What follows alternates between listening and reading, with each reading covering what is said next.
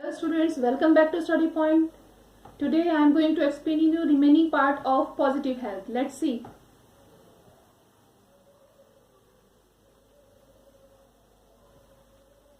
Our aged aunts and wise friends used to solve similar problems by listening and showing understanding and compassion, as they believed it was most important to relieve the distressed person's mind. Unfortunately, people from many developing countries are trying to achieve the same level of physical health as that enjoyed by developed nations by providing medical facilities to cope with even minor health problems. Other important factors associated with better physical health are being ignored. Often, the result is that many families are spending more money on doctors and medicines than on healthy food and other essentials to improve their physical environments. For the developing world, this is a tremendous waste of limited resources. So students, जो हमारी aged ants हुआ करती थी old time में और vice friends हुआ करते थे, वो मोस्टली वो क्या किया करते थे, वो हमारी जो इस तरह की प्रॉब्लम्स होती थी, जो हमें स्ट्रेस देती थी या बहुत ज़्यादा प्रॉब्लमेटिक कंडीशन क्रिएट करती थी हमारे लिए, तो उनको मात्र वो सुनकर या फिर अपनी अंडरस्टैंडिंग के द्वारा या फिर अपने कंपैशन के द्वारा, अपनी दया के द्वारा, दया शो करके वो उन सारी चीज़ों को रिमूव कर दिया करती थी. जैसे कि ये माना जाता है कि ये सब बहुत ज़्यादा इंपॉर्टेंट होता है कि यदि कोई डिस्ट्रेस्ड पर्सन है, उसके माइंड को रिलीव करने के लिए अगर आप उसके प्रति दया शो करते हो या प्यार शो करते हो, अफेक्शन शो करते हो, तो आधे से ज्यादा स्ट्रेस तो बंदे का वैसे ही गायब हो जाता है.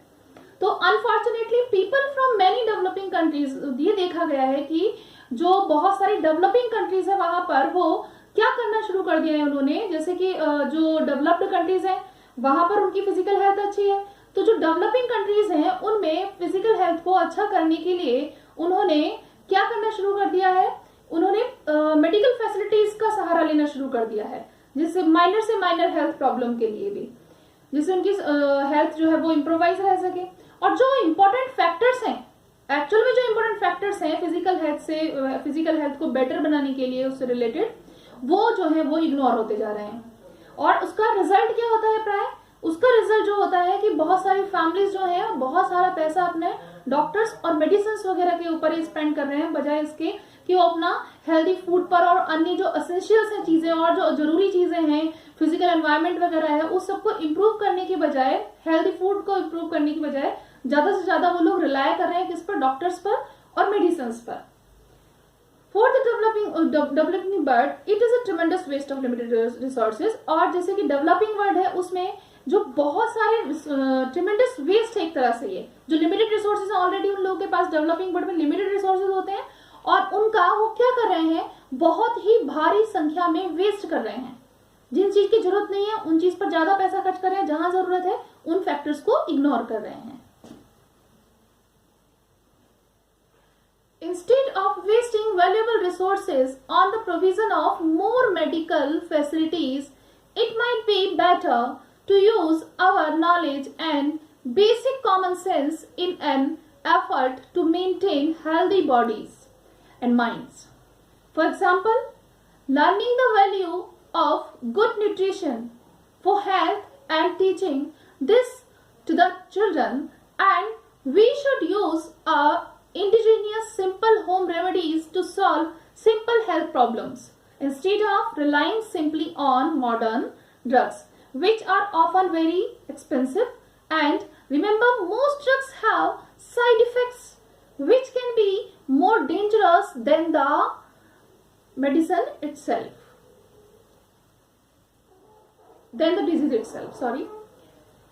Instead of wasting valuable resources, जो अपने जो valuable resources हैं उनको वेस्ट करने के बजाय, जैसे कि हम क्या कर रहे हैं, हम अपने वैल्यूएबल रिसोर्सेज को हम बहुत ज्यादा मेडिकल फैसिलिटीज के लिए खर्च कर रहे हैं, है ना.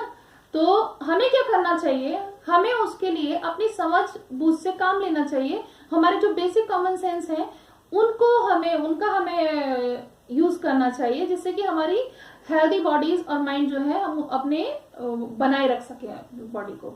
एग्जाम्पल, के तौर पर learning the value of good nutrition for health, है ना।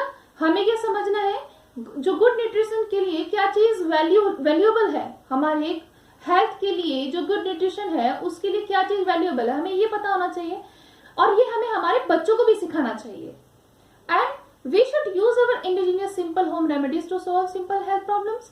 और बजाय इसके कि हम डिपेंड रहे मॉडर्न ड्रग्स पर जो कि प्राय बहुत एक्सपेंसिव भी होती हैं, हमें होम रेमेडीज पर डिपेंड रहना चाहिए। सिंपल होम रेमेडीज जो है उनको हमें सिंपल हेल्थ प्रॉब्लम्स को सॉल्व करने के लिए यूज में लेना चाहिए।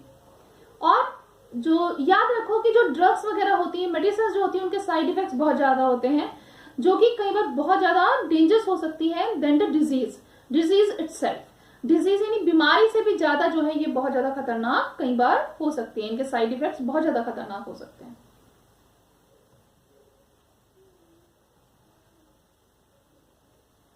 In nature, animals are not influenced by media campaigns and they trust their own instincts.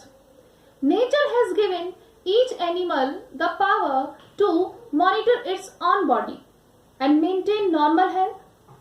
As an example, salt is an essential element required by all animals. Wild animals in the forest like rhinoceros, elephants or deer try to find a place where salt is present in the soil. They regularly lick the soil to get the exact amount of salt their bodies need. They eat only the required amount of food and never suffer from obesity as we humans often do.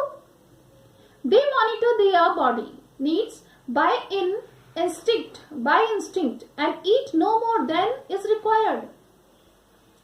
तो students यहाँ हम बात करेंगे जैसे जो animals होते हैं, animals वो किसी भी मीडिया कैंपेनिंग से प्रभावित नहीं होते हैं, वो हमेशा अपने खुद की इंस्टिंक्ट्स पर, जो उनकी सहज प्रवृत्तियां होती हैं, उन पर ट्रस्ट करते हैं। वो क्या करते हैं, जैसे कि प्रकृति ने क्या किया है, प्रकृति ने हर एक ह्यूमन बीइंग को, इवन यहाँ पर जब एनिमल्स को नेचुरल इंस्टिंक्ट्स दी है तो ह्यूमन बीइंग को भी दी है। तो नेचर ने हर एक एनिमल को जो पावर दी है अपनी बॉडी को खुद से मॉनिटर करने की, उसको अपनी नॉर्मल हेल्थ को मेंटेन रखने की, तो वो उस पावर का वो प्रॉपर यूज करते हैं, जो उनकी नेचुरल इंस्टिंक्ट्स उनका प्रॉपर यूज करते हैं। उदाहरण के तौर पर जैसे कि आपको पता है कि कुछ जो एनिमल्स होते हैं जैसे रेनासोरस है, एलिफेंट्स है, डियर है, इनकी बॉडी के लिए सॉल्ट बहुत ज्यादा जरूरी होता है। तो ये क्या करते हैं, जब इनकी बॉडी को सॉल्ट की जरूरत होती है तो ये उस जगह की तलाश करते हैं जहां पर सॉल्ट जो है वो प्रॉपर क्वांटिटी में अवेलेबल होता है जितना इनकी बॉडी को चाहिए, और ये उस सॉल्ट को तब तक लीक करते रहते हैं जब तक कि इनकी बॉडी के अंदर वो total amount of salt complete नहीं हो जाता। वो only required amount of food ही खाते हैं जितना कि उनके लिए जरूरी है, यानी हमें अच्छा लग रहा है तो बहुत सारा खा लिया जैसे हम ह्यूमन बीइंग करते हैं, ऐसा नहीं करते। और ऐसा नहीं करने के कारण ही वो कभी भी ओबेसिटी का शिकार भी नहीं होते हैं। वो अपनी खुद की मॉनिटर करते हैं खुद की बॉडी नीड्स को खुद से अपनी सहज प्रवृत्तियों के द्वारा, और बहुत ज्यादा नहीं खा के जितना उनको लिए जरूरी है उतना खाकर वो अपनी बॉडी को मेंटेन रखते हैं।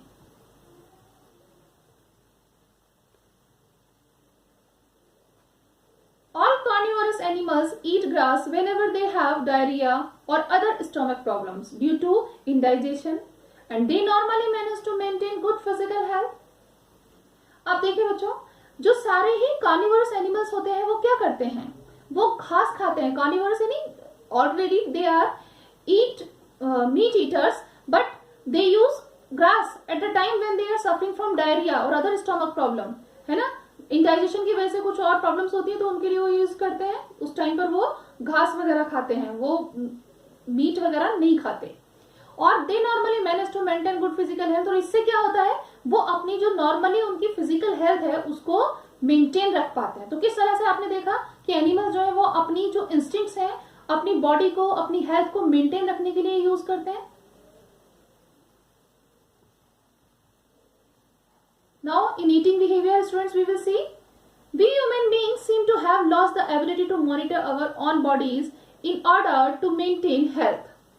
We refuse to understand our own body signals and tend instead to follow the advice of doctors or the media.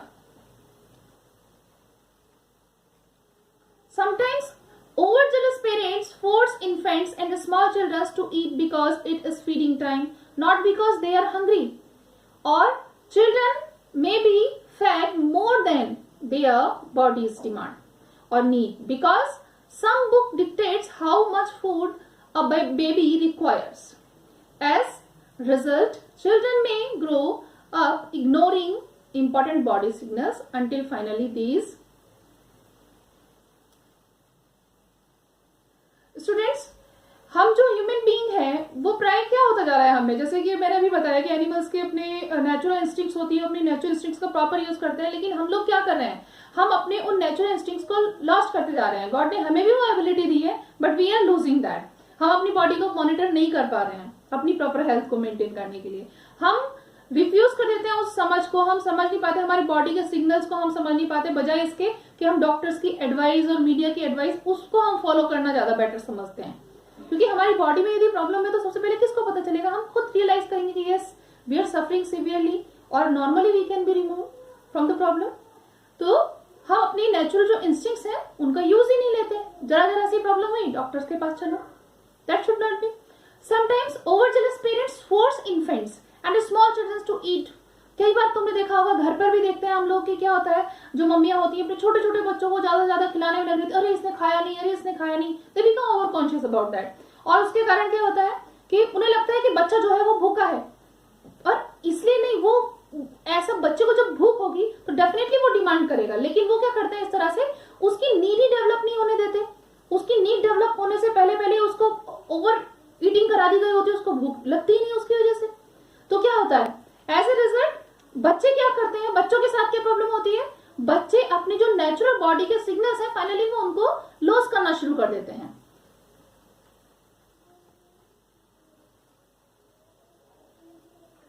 Okay students, now next part we will study in my next video. Till then, bye bye.